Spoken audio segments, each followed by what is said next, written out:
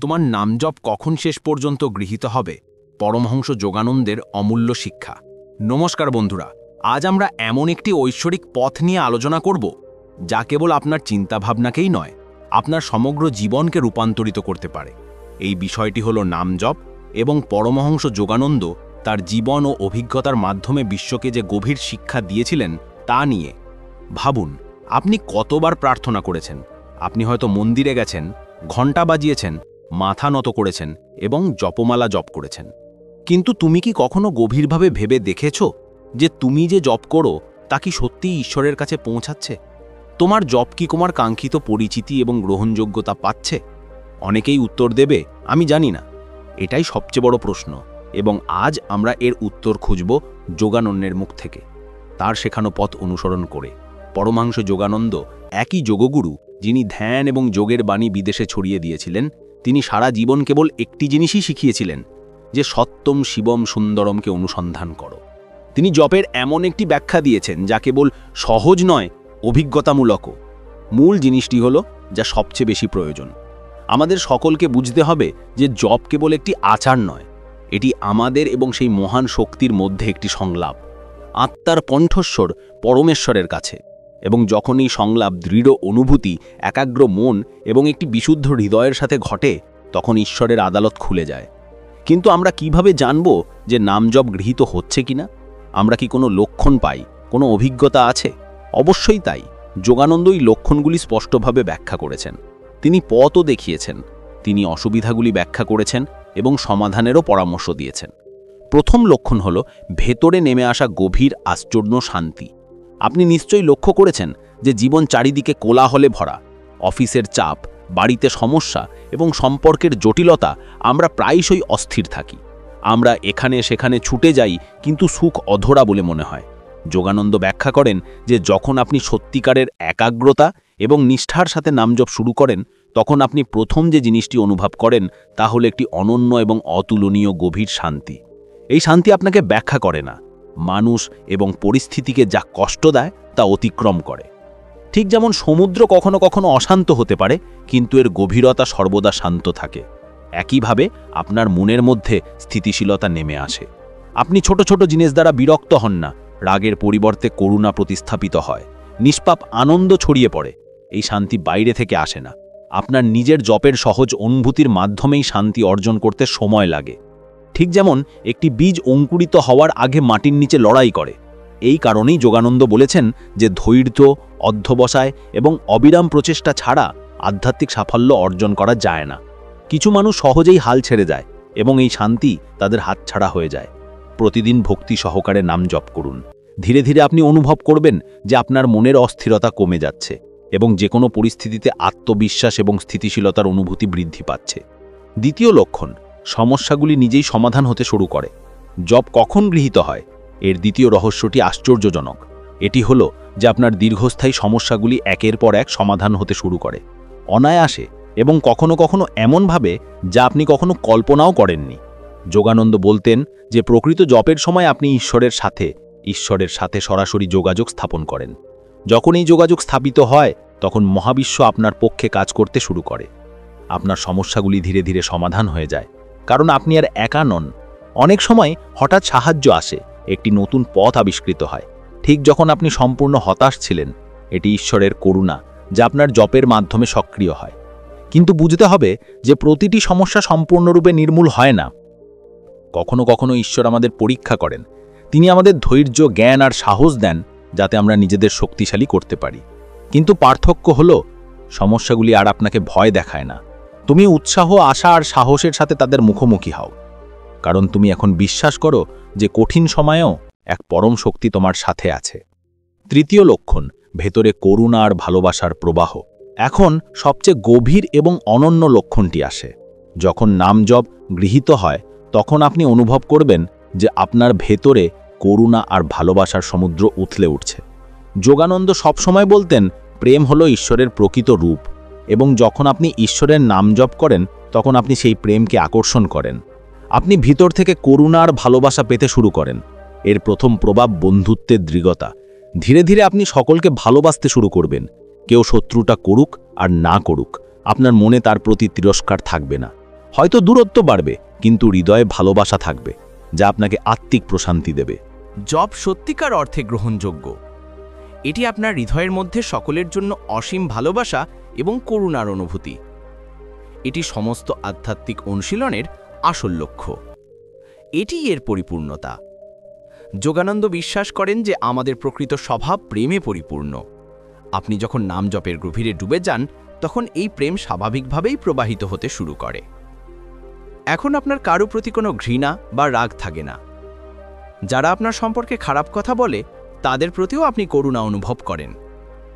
যখন আপনি বুঝতে পারেন যে আপনি প্রতিটি সত্তার মধ্যে ঈশ্বরের আভাস দেখতে পান, তখন আপনি আপনার শত্রুদেরও ঘৃণা করেন না।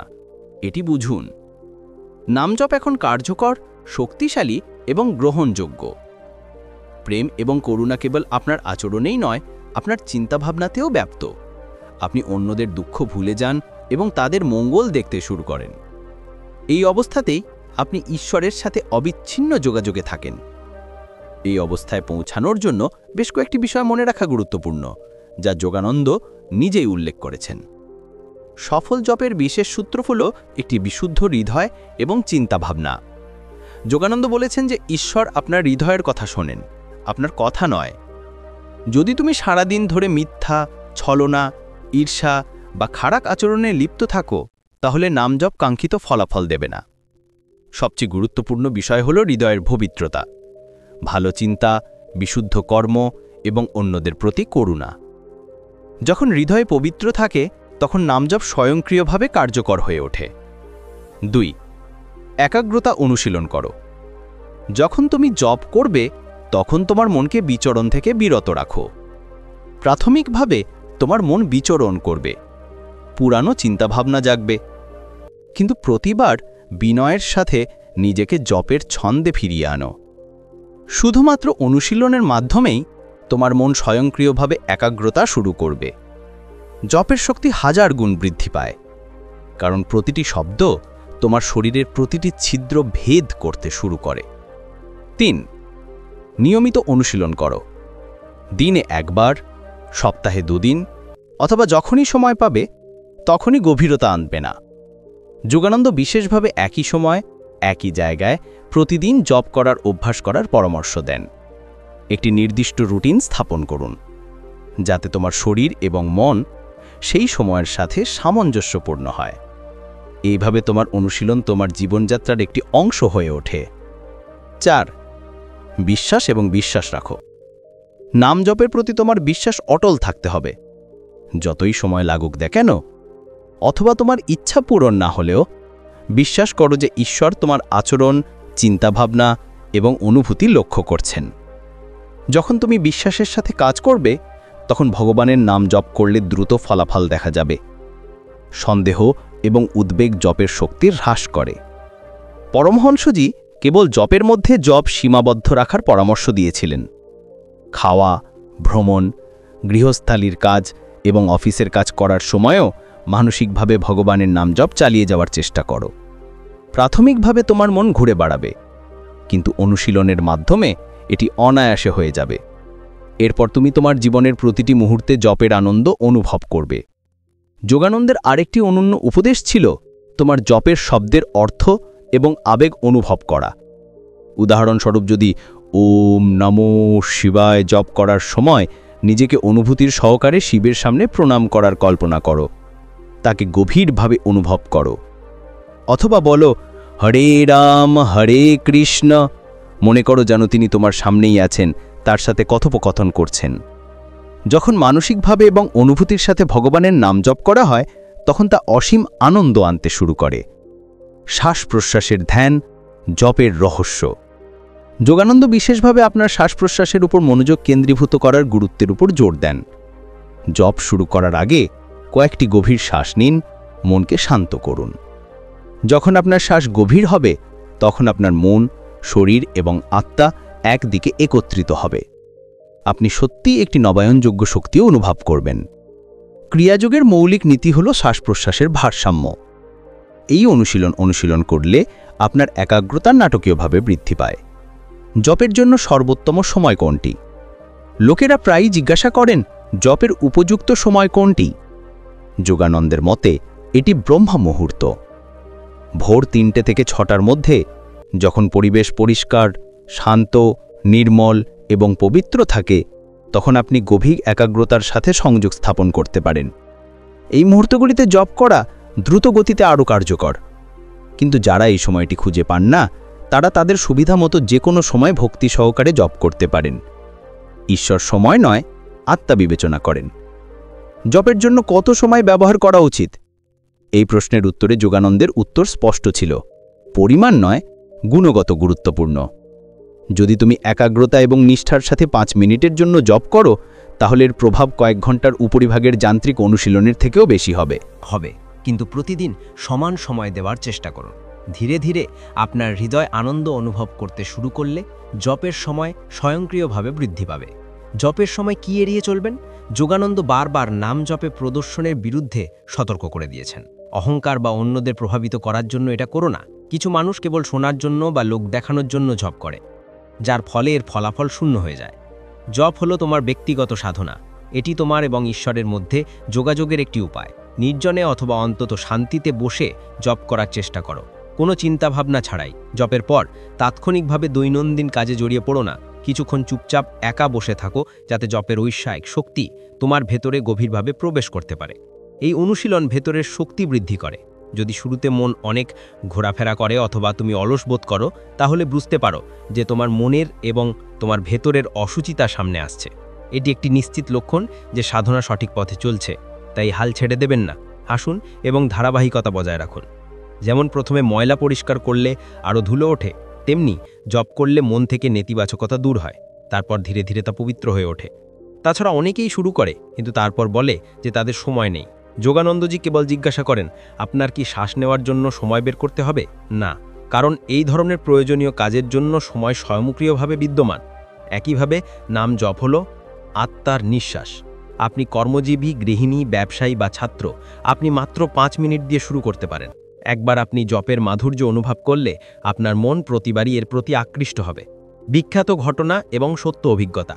পরমহংস যোগানন্দজি অসংখ্য মানুষকে দেখেছেন যাদের জীবন কেবল নাম জপ করার মাধ্যমেই পরিবর্তিত হয়েছে। উদাহরণস্বরূপ একজন দরিদ্র শ্রমিক, যিনি গভীরভাবে সমস্যায় পড়েছিলেন, নিয়মিত জপ শুরু করেন এবং কিছুক্ষণ পরে তিনি একটি পছন্দের চাকরি এবং নতুন জীবনের সুযোগ খুঁজে পান। একজন অসুস্থ ব্যক্তি, যিনি আশা হারিয়ে ফেলেছিলেন, তিনি ভক্তির সাথে নাম জপ করেছিলেন এবং তার স্বাস্থ্যের অলৌকিকভাবে উন্নতি হয়েছিল। আর্থিক সংকটের মুখোমুখি একটি পরিবার প্রতিদিন দেবতার নাম জপ করতে শুরু করে। কয়েক সপ্তাহের মধ্যেই তাদের অবস্থার উন্নতি হতে শুরু করে। যোগানন্দের জীবনীতে এমন অসংখ্য গল্প লিপিবদ্ধ আছে যা নাম জপের শক্তির সাক্ষ্য দেয়। তবুও তিনি জোর দিয়েছিলেন যে নাম জপ করা কেবল বস্তুগত লাভের জন্য নয়। আপনি যদি কেবল অর্থ, চাকরি বা স্বাস্থ্যের জন্য নাম জপ করেন, তবে আপনি এর প্রকৃত তাৎপর্য মিস করছেন। জপের চূড়ান্ত লক্ষ্য হল আত্ম উপলব্ধি, ঐশ্বরিক মিলন এবং আনন্দ অর্জন। আপনি যখন এই লক্ষ্য নির্ধারণ করেন, তখন অন্যান্য আরাম স্বয়ংক্রিয়ভাবে প্রবাহিত হতে শুরু করে। এক নাম, একটি বিশ্বাস। যোগানন্দ বলেন, নাম যাই হোক না কেন, রাম, কৃষ্ণ, শিব, আল্লাহ বা ঈশ্বর, এগুলি শেষ পর্যন্ত একই পরম সত্তার জন্য বিভিন্ন নাম। গুরুত্বপূর্ণ বিষয় হলো আবেগ, অনুভূতির গভীরতা। মন্দিরের ঘণ্টা, মসজিদের আজান এবং গির্জার ঘণ্টা সবই একটি মিলনের আহ্বান করে। আপনার পছন্দের নামটি বেছে নিন এবং তাতে বাস করুন। আজ এবং কালকেই নাম জপ করলে আপনার জপে কার্যকর হয় না। যদি আপনি একই নামের গভীরে বারবার গভীরভাবে ডুব দেন, তাহলে ঐশ্বরিক জলাধারে পৌঁছানো সহজ হয়ে যায়। এটা যেন বারবার কুয়ো পরিবর্তন করে জল খোঁজার মতো। সফলতা তখনই আসে যখন তুমি এক জায়গায় গভীরভাবে খনন করতে থাকো। মূল্যবান জিনিসপত্রকে মূল্যবান করে তোলো। যদি তোমার মনে কারোর প্রতি অভিযোগ, ঈর্ষা বা ঘৃণা থাকে, তাহলে প্রথমে সেগুলো দূর করো। নীতিবাচকতা নিয়ে জপ করা অকার্যকর। যাদের ক্ষমা করতে পারো, তাদের দিয়ে তোমার মনকে শুদ্ধ করার চেষ্টা করো। এতে তোমার জপ বহুগুণে বৃদ্ধি পাবে। এটা ফলপ্রসূ হবে। 2. নিজেকে দেখাবেন না। এটা কেবল তোমাকে বিরক্ত করবে। তোমার আধ্যাত্মিক অনুশীলন এবং বিশ্বাসকে নিরজনতা এবং নীরবতায় অনুশীলন করো। এটাই প্রকৃত মুক্তি এনে দেয়। 3. জপের পর কিছুক্ষণ চুপচাপ বসে থাকো। গভীরভাবে শ্বাস নাও, নীরবে ধ্যান অনুশীলন করো। এর থেকে প্রাপ্ত শক্তি, আনন্দ এবং আত্মবিশ্বাস তোমাকে সারাদিন সাহায্য করবে। বাধা এবং সমাধান। যোগানন্দের দৃষ্টিতে বেশিরভাগ মানুষ শুরুতে যেসব সমস্যার সম্মুখীন হয় সেদিকে মনোযোগ দাও। যেমন বিক্ষেপ, পুরনো অভ্যাসের পুনরুত্থান, অলসতা এবং কাজের প্রতি ব্যস্ততা, এগুলি সবই জপের ফলাফল। এগুলি মনের পরিশুদ্ধির লক্ষণ। অতএব এই জিনিসগুলো দেখা বন্ধ করো না, বরং অবিচল থাকো এবং নাম জপ চালিয়ে যাও। যোগানন্দ স্পষ্টভাবে বলেছিলেন যে তুমি যদি আধ্যাত্মিক অনুশীলনকে তোমার জীবনের একটি অংশ করতে চাও তাহলে আজই শুরু করো। ক্রমাগত স্থগিত রাখা এবং ভবিষ্যতের কথা চিন্তা করা মনের একটি অজুহাত। অনেকেই পরীক্ষা নিরীক্ষায় অলৌকিক অভিজ্ঞতা আশা করেন। জপের পর তারা তাৎক্ষণিকভাবে একটি অলৌকিক কণ্ঠস্বর বা অতি প্রাকৃত দৃষ্টিভঙ্গি অনুভব করেন। তবে যোগানন্দ বলেন যে আধ্যাত্মিক অগ্রগতি খুবই সূক্ষ্ম। কয়েক সপ্তাহ বা মাস পরে যখন আপনি পিছনে ফিরে থাকান, তখন আপনি ইতিমধ্যেই ঘটে যাওয়া ইতিবাচক পরিবর্তনগুলি বুঝতে পারবেন। মন শান্ত হয়ে যায়, সম্পর্কগুলি আরও ভালো হয়ে ওঠে এবং সমস্যাগুলি নিজেরাই সমাধান হয়ে যায় বলে মনে হয়। এটি ধীরে ধীরে ঘটে, তবে এর প্রভাব গভীর এবং স্থায়ী। পরিশেষে যোগানন্দের সবচেয়ে প্রিয় বার্তা হল, নাম জপ কেবল একটি আধ্যাত্মিক অনুশীলন নয়, এটি আত্মার উন্নতি, এটি জীবনের আলো, অসীম শক্তি এবং দেবত্বের উৎস। যখন আপনি সত্যিকারের হৃদয়ে জপ করেন, তখন এমন একটি সময় আসবে যখন জপ স্বয়ংক্রিয়ভাবে চলতে থাকবে, যেমন শ্বাস প্রশ্বাস।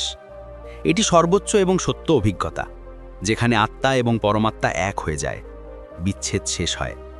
বন্ধুরা, আজ আপনি শিখেছেন কখন এবং কিভাবে নাম জপ করা হয়, জীবনে কি আশ্চর্যজনক লক্ষণ দেখা দিতে শুরু করে, এবং কখন আপনি বুঝতে পারেন যে ঈশ্বর আপনার ডাক শুনেছেন।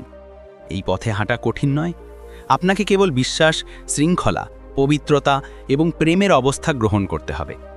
কোনো শক্তিই তোমাকে এগিয়ে যাওয়া থেকে বিরত রাখতে পারবে না।